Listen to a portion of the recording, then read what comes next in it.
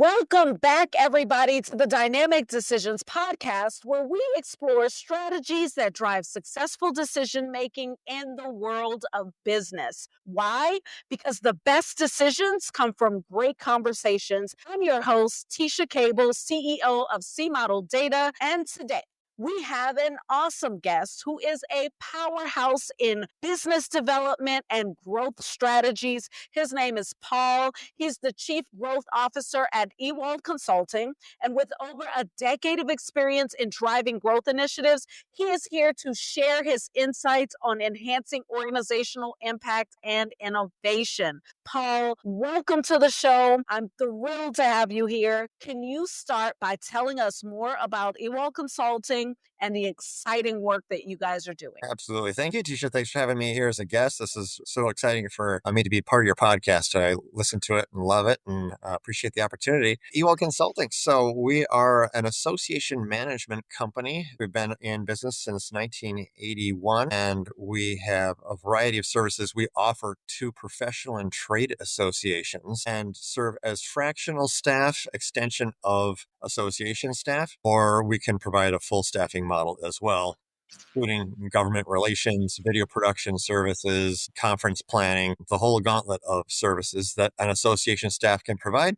We serve either as an extension of an existing staff team, or we can provide the full staffing solution. All right, let's dig right in. So imagine that you're advising a struggling organization that has all the right ingredients, but they just can't seem to catalyze growth. What's the one critical element that they're likely overlooking? I'm really curious on how your perspective at Ewald Consulting has shaped the view that you actually have. It starts first with having a common vision of what it is that they're trying to accomplish. Do they have a sense of what are the outcomes we're trying to achieve, for whom, and what are the steps we're taking to get there? How are we tracking our progress with actual metrics, on the ground data of what we're executing? Because a lot of the times people are just spinning their wheels, not getting traction, going in a singular direction towards a high level goal. And there's different people trying their best, putting in good, solid effort, but without having the orchestration of efforts towards the common goal. That's where people really seem to struggle. I really like that. So the orchestration of efforts towards a common goal. How often do you believe companies are able to do that without a ton of hiccups? Never. Right. There's the constant struggle, right? That there's whether you've got the perfect plan on paper, and as soon as it hits reality, then it's like, oh, we didn't think about this, or wait, there's this new opportunity that actually supersedes what we just talked about in terms of our strategy. Do we pursue it or not? What's the lens through which we vet those new opportunities and challenges that confront us as we're going through step by step, month by month, year by year towards this bigger picture purpose we're pursuing? Lots of different opportunities come out there to collaborate, to compete on something where you think you've got a unique opportunity. Are those distractions or are those opportunities to accelerate your growth? So that's the vetting process that leadership needs to have a process around. Do you like structured processes around vetting, or we vet the same criteria every time? Or do you think it should be a little more nuanced? Like I vet certain types of opportunities like this and certain types of opportunities a different way. There's a bunch of frameworks out in the world. Right. Is there any one that you subscribe to? David LaPiana has an approach that he floated, but it has held true in my mind, which is this sense of having a filter through which you look at things. You have a lens that allows you to vet solutions in terms of their alignment to your overall purpose. And if there is alignment there, excellent. And the categories that would qualify alignment. What does alignment mean? Those get customized by organization, by growth stage, scale, that kind of thing. And when they've got the right solutions and right opportunities that come about, then you see that alignment. You're able to justify that with actual metrics and say, this is how we're seeing this as a solution. You can share that with other stakeholders that might not be in the decision-making process, but are significantly impacted by that decision. They're going to need clear understanding as to why the decision was made to pursue this thing that might on the surface not be in alignment, might not be an Mhm. accelerator if you don't understand what went into that decision. But being able to break it down and say, we went through the process that we've talked about. We are aligned in strategy. All of leadership, board of directors or a senior leadership team, we sat down, we looked at this, we came to this conclusion, and this is why we're pursuing it in the alignment. That communication is as vital for the success of the organization on the strategy as making a decision in the first place. Where do you think these things typically break down? So we know it's important and we know that people should do it. Where do the breakdowns happen? Couple of things. One would be, the flywheel model that you hear about from Jim Collins, where you're starting to make progress and you're starting to get momentum. You're starting to see the efficiencies and the gains, and then you stop it, and then you start going the other direction, and that back and forth lack of clarity and direction. That's a big Mm. challenge. The other is the lack of communication about the strategic alignment of a new initiative and saying, hey, I know this is what can come across as a shiny new object we're pursuing. It's not. And here's why. And here's what we're going to do next. Here's how we're going to follow up with you. Here's how we're going to demonstrate that we're serious about it at the leadership level. And in 1 month, you're going to see this. And in 6 months, you're going to see that. And this is where we're going in the big picture. But I'm going to give you clear milestones about what you're going to see and when. I'm going to make sure that those milestones happen so that you can understand that we're serious about this and that we are going to give you confidence we're pursuing this with the highest level of effort from our company. I wish that we thought a little more about the human parts of that process, right? Because that's where all the problems actually creep in. So we think of alignment as a lot of times a line, right? People are going to be in, but how do you ensure you get to that 80% alignment part and then get people to hop on and come on board for the rest of the ride? Or do you have any methods for doing that? What we do at our company is we align our corporate goals, the big picture enterprise wide goals, with the goals of different departments and then individual goals too. So you can see how the things that we're trying to do as a whole team tether to how we're helping to advance you as an individual in your career and with the company. And you can see how your work is meaningful and purpose driven to get us to where we're trying to go as a big company.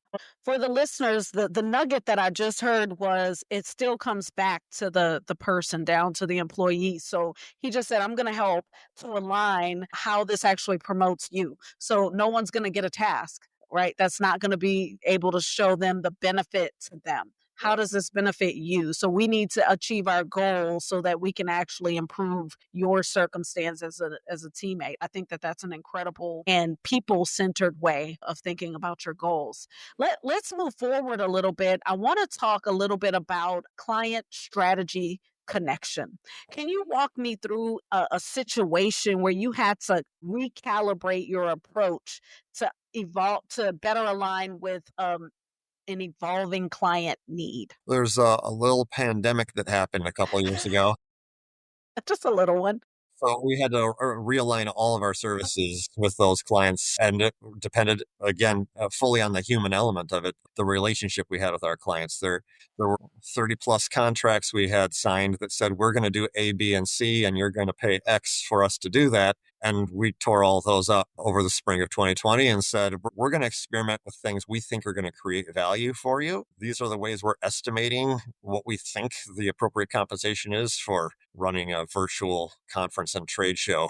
We didn't have a full grasp on what the staff resources were going to be to invest in such endeavor, but we gave it the old college try and got outcomes in many cases that were further ahead of what folks were expecting going into 2020 in terms of number of people who were able to dial in and participate. The lead generation that came out of that was fantastic. And then we were able to evolve and refine how we were serving those communities and bringing people back to the organization. Now that they've discovered it, what are we doing to create ongoing value to keep them coming back? And how does that align resources of the organization, our staff resources here internally at Ewald Consulting? And over time, what we've seen is the standalone staff resources of our clients as well. It's been a quickly growing trend in our space is organizations that have been larger than companies like ours have traditionally served, looking at working with companies like ours because of the efficiencies and the opportunity to have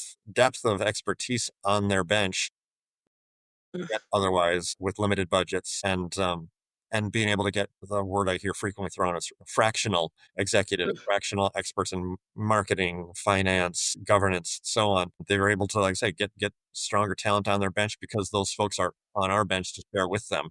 What do you see when you look at the future of fractional? How do you see that you guys will play in the future of fractional? What does it mean when we think about, we know that technology is advancing in the ways that it is. How will you guys continue to evolve the fractional space based on these sort of changes? It is very dynamic and it's yet to be seen. There's so much spectrum in terms of how you can really accomplish the objectives of your organization. There's full-time staff who are dedicated, who can see this as a career, and they wake up in the morning and go to sleep at night just thinking about advancing the mission of the one enterprise, the one organization, the one company. Then you got folks who might be part-time. You can have interns, you can have fractional executives, you can have virtual assistants, you can have automation. So there's a part for all of those characters to play in the show. And so finding the right mix of those ingredients is where the magic lies. And that's what I say, that is what is dynamic. And it depends on what stage of growth the organization is in. If they're expanding and growing fast, they might be tapping into a lot of the fractional, the part-time folks who have a desired ends of being full-time with the organization. Automation certainly is something we're seeing snowballing in terms of the amount of stuff we can have done without having to expend our full-time folks working on those things, and that has freed them up. So there's maybe more bandwidth there than has been there in the past. And so it's really customized to each organization. Yeah, I do think it's the future of really work when we start thinking about how all these dynamics will continue to come together. I think gone are the days when an organization looks one way. It's not going to be about mass hiring, even for growth. What can we do with what we have? And then how do we add what we need when we need it? And being able to be dynamic in your decision making is really what's going to enable that. It kind of goes back to some of your thoughts earlier about how you manage change too. So we're kind of on the topic of decision frameworks, which fascinate me, of course. If we peek inside of your mental process when you're facing a high stakes business model decision, what would we see? Could you talk us through maybe a challenge or an opportunity, even where that framework has guided you? One of the things that where we made a high stakes decision years ago was in establishing a sales team on behalf of our clients, because we identified a trend across a variety of organizations where they said, we've got the opportunity to grow support for our organization through advertising, through sponsorship, through sales. But it's not enough of anybody's specific job function to do that. And so we've had over the years, as we've evolved as a company, situations like that. And what we've decided in those times is let's invest as a company in having a resource that we can bring on, because none of our individual clients was going to make that investment. We'll make that investment on their behalf. And then that allows each of them to have a fractional access to this person who's able to drive deeper for them than they'd be able to. Mm-hmm. So the calculation we do internally then was what do we think we need to invest in that, both in terms of financial resources, time, and what do we think the timeline is going to be on that before it starts to make business sense for us? Can we tolerate the risk for 3, 6, 12, 18 months before we see this thing actually going and growing? And also thresholds along the way too. The go, no go decision on these things. We're going to experiment with it for a period of time. Is it getting traction? Maybe it's not making money, so to speak, yet, but is it directionally going Are you making progress? right? So it's not a specific framework as much as just a couple of those different tactics that we deploy along the way when we're looking at bigger decisions, like adding on a service capability that we're hearing from a client. But it starts with listening to the client's pain points and opportunities and saying, is there something for us there that we as a company have the opportunity to invest in that will meet a variety of our clients' consistent need? I think that it's getting more and more important that people understand the concept of pain or challenge and opportunity and really being able to identify those. So being able to name that challenge or name that opportunity, and then really trickling down every other thing from there, naming your outcome from there, right? So my targets then get set based on that, naming my actions after that.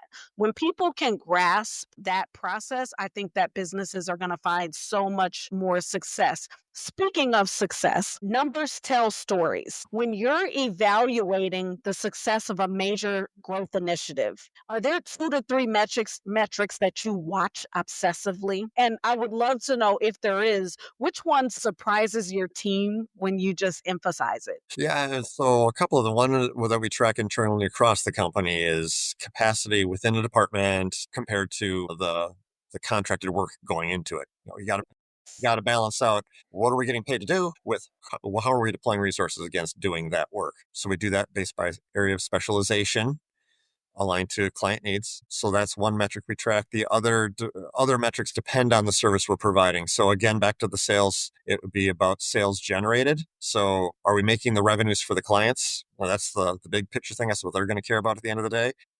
And depending upon the contract structure we've got relative to those sales, how are we being compensated for the sales we're generating for the clients? Are we making what we need to make there?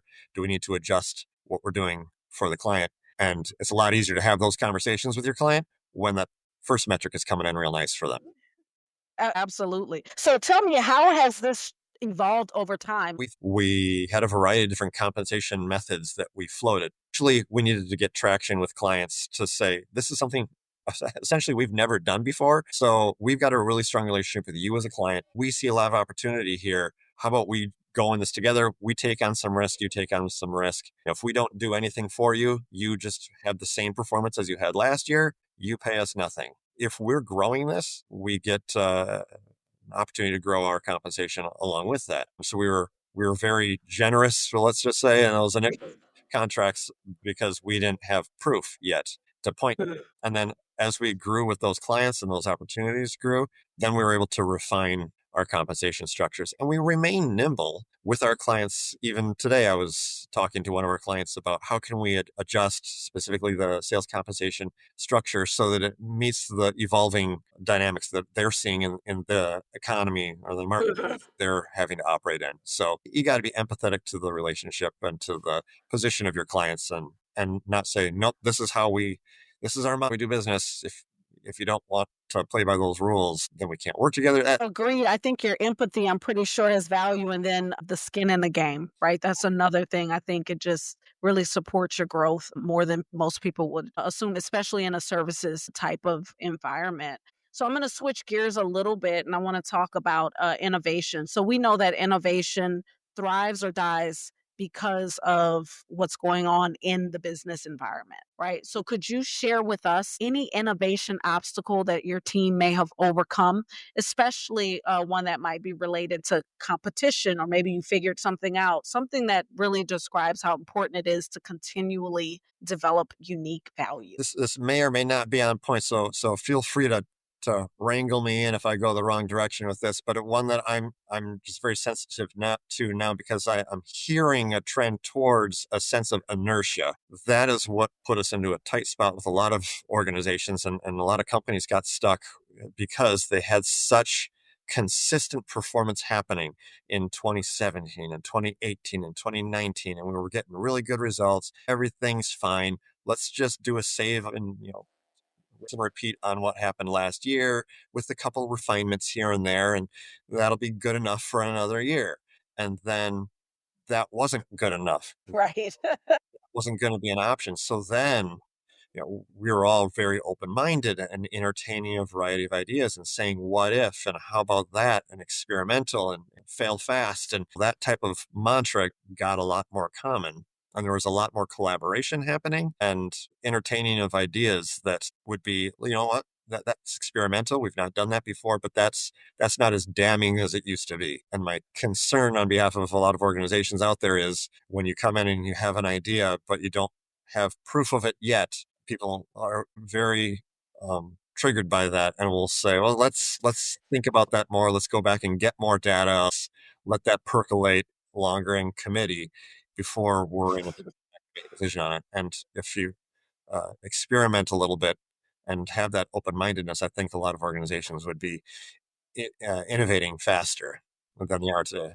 I think it's a must have. I don't think that any organization is going to have the opportunity to just say, I need more, more, more, more, more without getting out, try a little bit, see what happens. Now, you definitely need the right information at the right time in order to decide on those experiments. But I think experimentation is really the way to go. Keeping these sort of circular processes of managing change and innovation are going to be super important. So that's good stuff.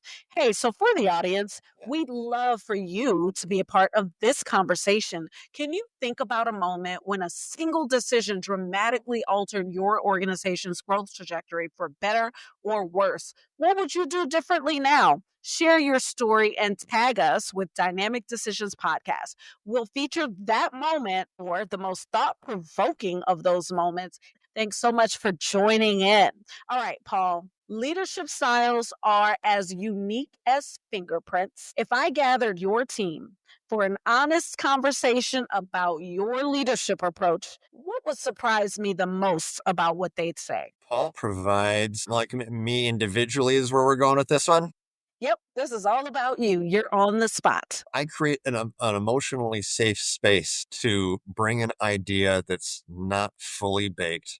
It's not ready to pitch, and I'm not sure what to do next with it. That's good. That's a position that I have learned I hold, that people can come to me with something where they're not sure what to do about it yet.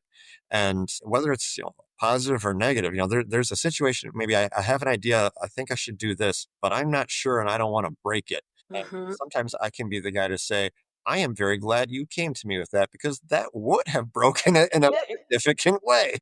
Yeah. Do the other thing, but thank you for coming to me first. And the alternative, which is somebody will have an idea and they're like, I'd really like to try this. What do you think? And I might, in the back of my mind, be like, ooh, that might want to say, no, no, don't do that yet. Let's think about it. But then I'll say, okay, tell me more about what you're thinking with that. Why do you want to experiment with that? Have you done any homework on that to see what the outcomes could be? What's the timing? So to poke at it with a friendly, just seeking to understand uh, posture.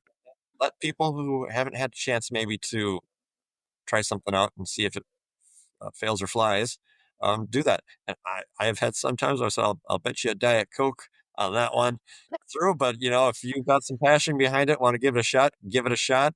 And I have been shocked to see some of the wins that I've been able to pull off because you show confidence. But, if you show confidence in somebody so that, you sound like you are energized by this, give it a shot. I'll endorse it. People take that and run with it, and they can really make a big impact, and that's exciting to see. I think that that is a tremendous value for you as a leader. And I say it because if it were not for leaders like that, I would not have been as successful as I was in my own career. I just had people who recognized that I was a 0 to 1 and they let me do my thing. And that led me to tremendous success and also led those organizations to tremendous success. So I value that in you as a leader, just you saying that. So I'm hoping your team sees it too. So we're going to move into my favorite little part of this. All right. And so I'm going to evaluate your decision persona.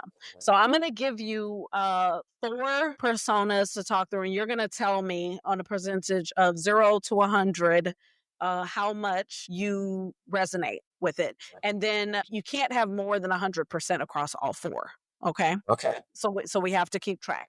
So I'm going to read a statement and I'll tell you, and then you'll tell me what percentage does that resonate with you. So the first persona is the feeler persona. This leader prioritizes decisions that align with core values and organizational mission. They consider emotional intelligence and cultural impact as crucial factors. They often ask, does this feel right for who we are? When facing growth opportunities, they evaluate how choices reflect the organization's identity before considering the numbers. Paul, what percentage of your decision making would you say embodies this feeler approach? Holding out some points for later on in the game, I'm going to start with 20. All right, 20% feeler. Awesome. Okay, you ready? Let's keep it moving. Next up is the planner persona. This leader thrives on strategic foresight and methodical execution. They excel at identifying emerging trends before they become obvious and develop detailed roadmaps with contingencies. Planners regularly ask, what future scenarios must we prepare for? And they're particularly skilled at resource allocation across competing priorities. How much of your decision approach would you characterize as the planner? Boy, this is a tempting one. I'm gonna go up to maybe 35 on this one. Okay, 35% planner. All right, here we go. This next one is called the counter persona. This represents a reflective leader who learns deeply from experience. They systematically examine past decisions, especially mistakes, to refine their approach. These leaders will regularly ask, what lesson here will fundamentally improve our next decision? They excel at creating feedback loops that transform setbacks to strategic advantages. What percentage of your style reflects the counter? Go with another 20. All right.